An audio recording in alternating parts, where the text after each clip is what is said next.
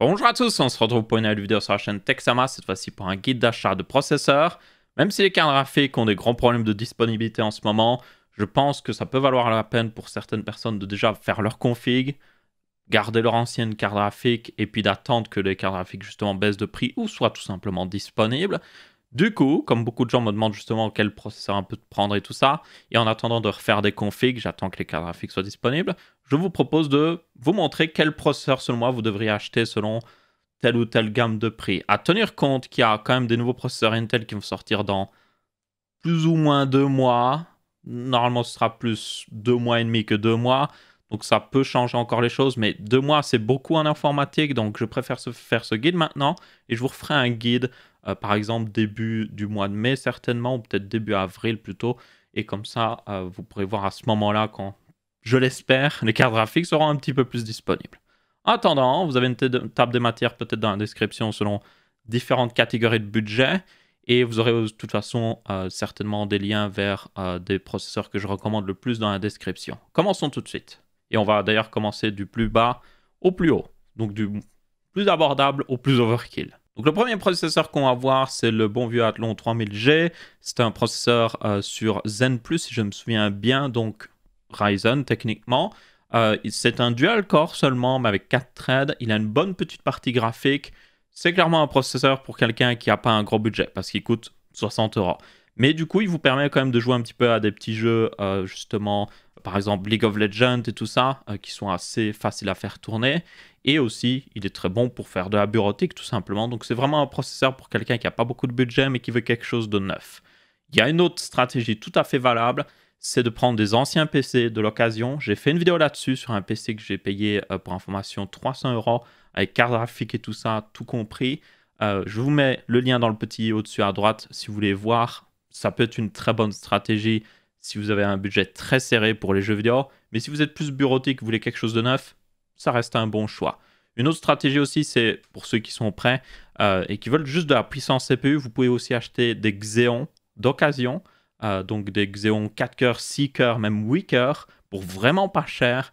Vous les mettez sur une vieille carte mère de serveur achetée encore une fois sur eBay pour pas cher. Et vraiment, vous pouvez vous faire un PC très puissant d'un point de vue CPU pour vraiment pas cher. C'est pas ce qu'il y a de meilleur pour jeux vidéo par contre, donc tenez-en compte. Mais ça dépanne quand même. Ensuite, nous avons le Core i3 9100F. Lui, c'est selon moi la première alternative si vous voulez vraiment faire un petit PC de jeu plutôt sympathique au niveau puissance. Ça reste aussi une très bonne alternative parce qu'il n'a pas trop bougé niveau prix malgré tout ce qui se passe. Il est toujours à une centaine d'euros. Vous voyez que ça diffère quand même un petit peu d'un site à l'autre. Et du coup, 4 cœurs, 3,6 GHz, c'est pas overclockable ni rien, mais c'est déjà pas mal dans les jeux. Il peut booster un petit peu plus haut. Et puis Intel a toujours un petit avantage dans les jeux vidéo, surtout sur ce genre de processeur. Donc ouais, c'est un excellent choix pour ça selon moi. Vous pouvez le mettre sur une carte mère vraiment pas chère, vous le couplez à 16 Go de RAM et vous êtes vraiment tranquille un petit moment. C'est pas le plus future-proof qui existe, évidemment, parce que ça reste un 4 cœurs et les jeux sont de plus en plus optimisés pour 6 ou voire même 8 cœurs, mais il fera très bien l'affaire pour beaucoup de gens. Et comparé d'ailleurs, vous pourriez vous dire, ah mais est-ce qu'il y a un processeur Ryzen en face qui serait intéressant? Mais le truc, ils sont assez chers en ce moment. Donc vraiment, c'est votre meilleure alternative à ce prix-là. Il est vraiment très bon. Donc, yep, si vous cherchez un petit processeur neuf, vraiment pas cher, 4 cœurs qui tourne bien dans les jeux, c'est votre meilleur choix.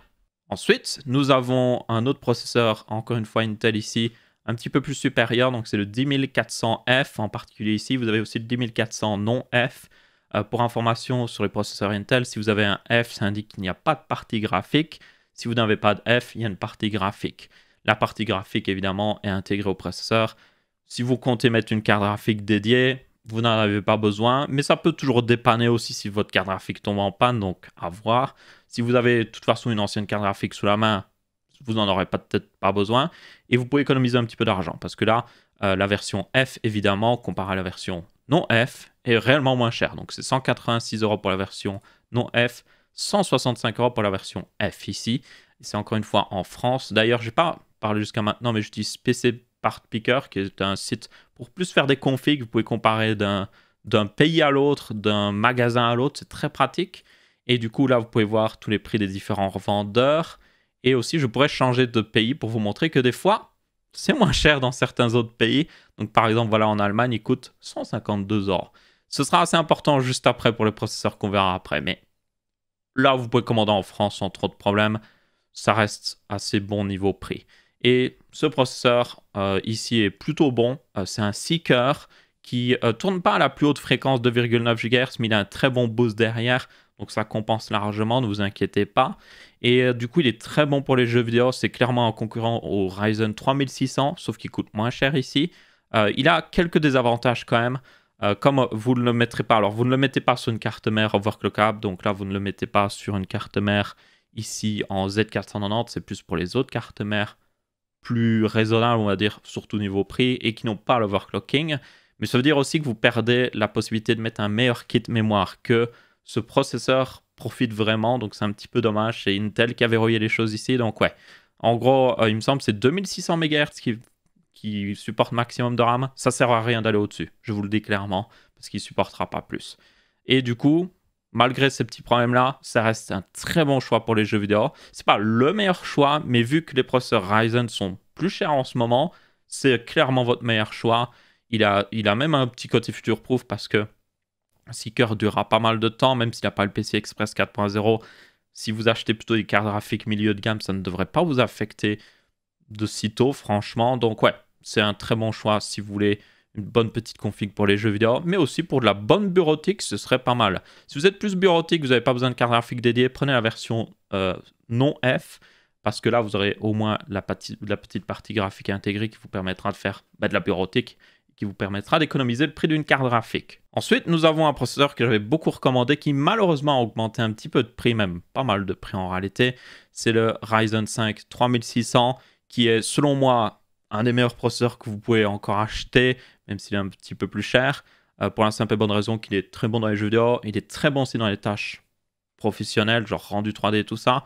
C'est vraiment le concurrent du 10400 ici, mais sauf qu'il a une meilleure fréquence de base, et aussi vous pouvez l'overclocker, même si vous êtes prêt à un petit peu traficoter. Vous pouvez aussi l'acheter avec une carte mère moins chère, tout en gardant l'overclocking, donc ça c'est vraiment pas mal, et aussi vous pouvez mettre un bon kit de RAM avec, ce qui profite largement. Et il a le PCI Express 4.0. Donc c'est un processeur qui serait plus future-proof. Après, je peux vous le dire clairement, si vous comptez prendre des cartes graphiques milieu de gamme, ça ne va pas vraiment vous affecter de sitôt, franchement. Si par contre vous comptez le mettre avec une carte graphique un petit peu plus véloce, ça peut valoir la peine ici de prendre le 3600. Mais il est un petit peu cher. Alors, cette augmentation de prix, elle est globale. Pour information, il y a certainement le problème que comme AMD doit fabriquer des nouveaux processeurs de la nouvelle génération, une partie de leur production est occupée à ça, et du coup, ils ont moins de 3600 tout simplement. Et comme beaucoup de gens ont changé de PC cette fin d'année-ci, malgré tout ce qui se passe avec les cartes graphiques, ça veut dire qu'il y a vraiment des gros problèmes de stock. On peut le voir d'ailleurs, l'augmentation de prix avec le graphe ici, comme vous pouvez voir. Donc par exemple, en plein début de l'année, il était vendu au moins cher 190 €. Et ça a augmenté pas mal ces derniers mois, justement, cette fin d'année. Mais dans certains autres pays, vous pouvez toujours des fois le trouver moins cher, notamment en Allemagne. Vous voyez qu'il est à 199 €, par exemple, sur Amazon en Allemagne. C'est pas très compliqué de commander en Allemagne. Vous pouvez utiliser un traducteur de site web la plupart du temps. Et puis, pour un processeur, honnêtement, si vous recevez le processeur qui n'est pas abîmé, c'est bon, quoi. Il n'y a pas besoin de vous inquiéter de la garantie. C'est très rare que quelqu'un ait besoin d'utiliser la garantie d'un processeur. Vraiment très très rare.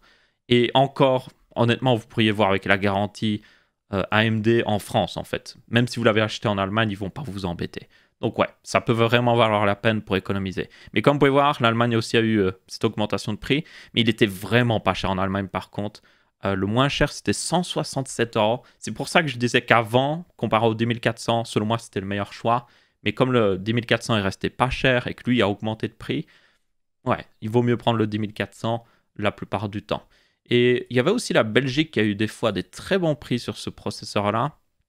Notamment le moins cher que j'avais vu, ouais, c'était 169 € encore une fois, donc des prix très similaires à l'Allemagne ici. Mais il a eu encore une fois le même problème de sacrée augmentation de prix. Il est quand même moins cher en Belgique qu'en France à l'heure actuelle. Donc ma foi, toujours ça. Il y a son grand frère qui existe, le 3600X. La plupart du temps, le 3600X n'a aucune valeur, honnêtement, pour la simple et bonne raison qu'il coûte plus cher, pour pas grand chose en plus. Il vaut mieux prendre un 3600 avec un bon refroidissement. Il a un refroidissement fourni par défaut avec, mais voilà. Mais vous prenez un 3600 avec un meilleur refroidissement, vous dépasserez le 3600X dans pas mal de cas. Toutefois, si vous arrivez à le trouver pour le même prix, évidemment, prenez le meilleur.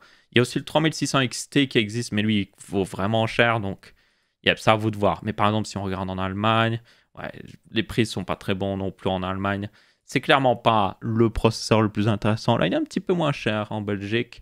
Mais ouais, honnêtement, prenez le 3600 si vous devez en prendre. Ensuite, on arrive à mon processeur préféré qui a beaucoup baissé de prix ces derniers temps et qui est une valeur incroyable. Je dirais même qu'avec la sortie des prochains processeurs Intel, il devrait toujours garder une très bonne valeur. C'est le 10600K et surtout le 10600KF ici. C'est un processeur qui est capable d'overclocker, vu qu'il a le K dans le nom. Donc vous pouvez l'overclocker à pratiquement 5 GHz. Vous pouvez avoir, franchement, avec ce genre de processeur, à peu près les mêmes performances qu'un 10900K, qui était l'un des meilleurs processeurs pour le gaming, là encore pas très longtemps. Et il est toujours très bon, hein, soyons honnêtes. Il a 6 cœurs, 4,1 GHz, peut booster beaucoup plus haut évidemment. La version F, évidemment, n'a pas la partie graphique, mais ça vous permet d'économiser pas mal. C'est le meilleur processeur pour jouer aux jeux vidéo à l'heure actuelle, selon moi. Oui, il y a des processeurs qui sont meilleurs, qui vont vous donner 5 FPS, 10 FPS en plus dans certains jeux qui en profitent vraiment. Mais le truc, c'est que vous économisez tellement sur ce processeur au niveau du prix, vous voyez, 240 €, ou même 250 si vous le prenez sur Amazon, que en fait, ça vaut juste largement la peine. Parce qu'après, vous pouvez mettre cet argent dans une meilleure carte graphique et vous aurez plus que 12 FPS en plus. Vous aurez 50 FPS en plus avec une meilleure carte graphique. Donc ouais, honnêtement, ça vaut largement plus la peine de prendre ce genre de processeur avec une très bonne carte graphique. Vous pourriez prendre une RTX 3080 avec ce processeur. Il n'y a aucun problème, franchement. Donc ouais, un excellent choix.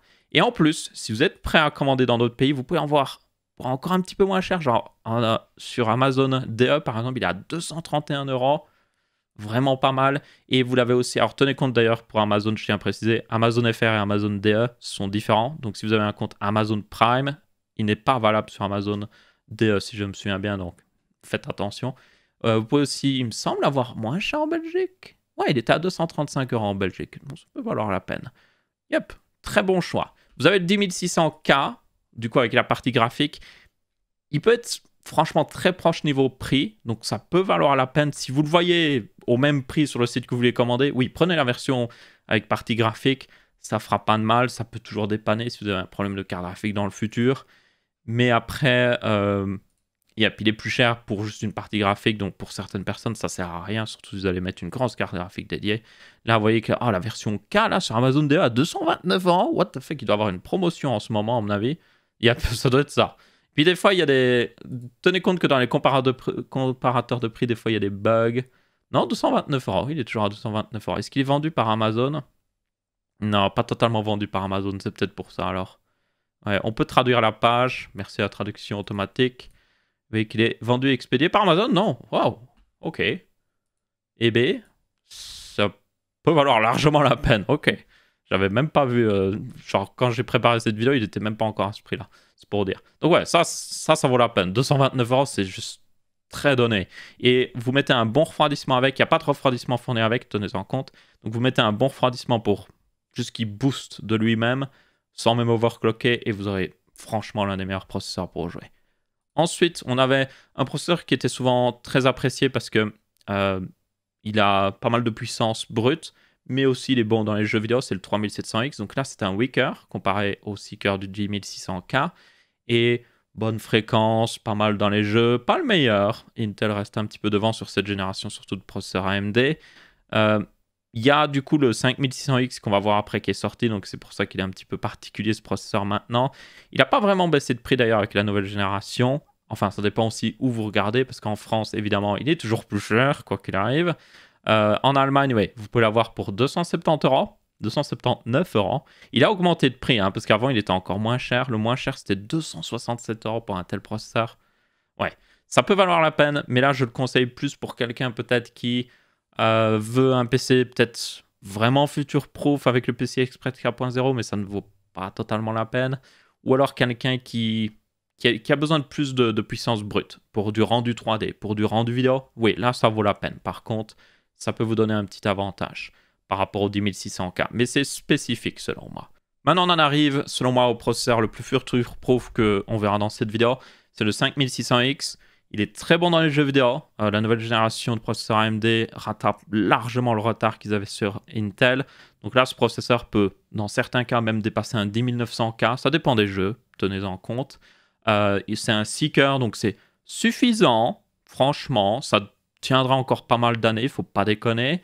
Il a une bonne fréquence, il a des possibilités d'overclocking et tout. Surtout qu'il y a AMD qui a sorti une nouvelle technologie qui marche plutôt bien pour encore un peu plus optimiser. J'en parlerai dans le prochain Texama Show pour ceux intéressés. Il est aussi compatible PCI Express 4.0. Honnêtement, il a plein d'avantages. Il a vraiment plein d'avantages. Donc, selon moi, si vous voulez vraiment un processeur qui tiendra dans le temps, vaut mieux prendre celui-là. Surtout avec le PCI Express 4.0. Même si, encore une fois, pour des cartes graphiques milieu de gamme, pas toujours le plus intéressant. Du coup, il est plus en stock maintenant. Genre, c'est plus facile de le trouver en stock que voilà quelques mois. C'est pour ça que j'attendais même de faire cette vidéo, pour ce processeur en particulier, parce que selon moi, c'est le plus intéressant de la nouvelle génération AMD. Donc, vous pouvez le trouver en stock. Il coûte un peu cher par rapport à ce qu'il devrait coûter, mais ça reste quand même un très bon deal pour le niveau de puissance que vous avez. Là, j'avais regardé en Allemagne, il est à 357 €. En France, pour information, vous l'aurez pour 379 €. Ça devient un peu plus cher là. Qu'est-ce que ça donne en Belgique? Ça donne 323 € sur un certain site. Est-ce qu'il est en stock par contre? Ça, c'est la question à 10 000 $. Ah oui, c'est un site en néerlandais, mais belge. Ouais. Ça arrive des fois. Il a l'air de ne pas être en stock, il y a une croix. À mon avis, il n'est pas en stock. Donc ouais, si vous trouvez du stock, normalement, c'est plus facile d'en trouver maintenant en stock, même s'il est très populaire. C'est un très bon choix. Franchement, l'un des meilleurs processeurs que vous pouvez acheter. Vous pouvez le coupler avec une carte mère en B550, toujours avoir les meilleures fonctionnalités et tout ça, d'overclocking et tout. Et genre, vous avez une très bonne puissance, très future-proof. Mais c'est vraiment un des meilleurs choix. Maintenant, on arrive dans les plus gros processeurs. Alors, vous avez toujours le bon vieux 3900X qui existe, qui n'a pas autant diminué de prix pour le moment qu'on pourrait l'espérer, malheureusement. Toutefois, il a quand même baissé de prix. Donc, par exemple, si vous le prenez en Allemagne, vous voyez qu'il est à 419 €. Il est en stock partout, donc ça, c'est aussi un avantage. Donc, si vous êtes prêt à le commander en Allemagne, encore une fois, pour moi, les processeurs, c'est moins grave de le commander dans un autre pays parce que vous avez juste besoin de vérifier qu'il fonctionne, s'il fonctionne tip-top. Et vous n'aurez jamais besoin de la garantie de toute manière. Et même si vous en avez besoin, vous pouvez voir avec le service de garantie, comme j'ai dit, du pays même. Bref. 419 € pour ceux qui veulent beaucoup de puissance CPU, ça peut être un très bon choix. Tout en, il permet de jouer quand même. Mais les nouveaux processeurs sont meilleurs. Les processeurs Intel aussi seraient meilleurs pour juste purement jouer. Non, là, c'est vraiment pour quelqu'un qui est en mode ok, je veux beaucoup de puissance CPU parce qu'il a 12 cœurs qui tourne à 3,8 GHz. Il peut booster plus haut. Ouais, c'est un très bon choix pour quelqu'un qui voudrait ça. En plus, vous pouvez le coupler encore une fois à une carte mère en B550. Mais après, yep. C'est un processeur qui sort un petit peu, enfin, qui pourrait être un peu moins cher, même si ça va, à 419 €, c'est un bon prix, mais à 450 €, ça commence à devenir cher. Mais ouais, c'est spécifique ici, c'est pas forcément pour tout le monde. Et enfin, le dernier que je vais recommander, c'est le 5900X, qui est le processeur le plus overkill, on peut le dire, mais qui vous donnera certainement les meilleures performances, que ce soit dans les jeux, mais aussi CPU pur. Donc c'est un processeur 12 cœurs à 3,7 GHz, mais il booste beaucoup plus haut que le 3900X, il faut en tenir compte.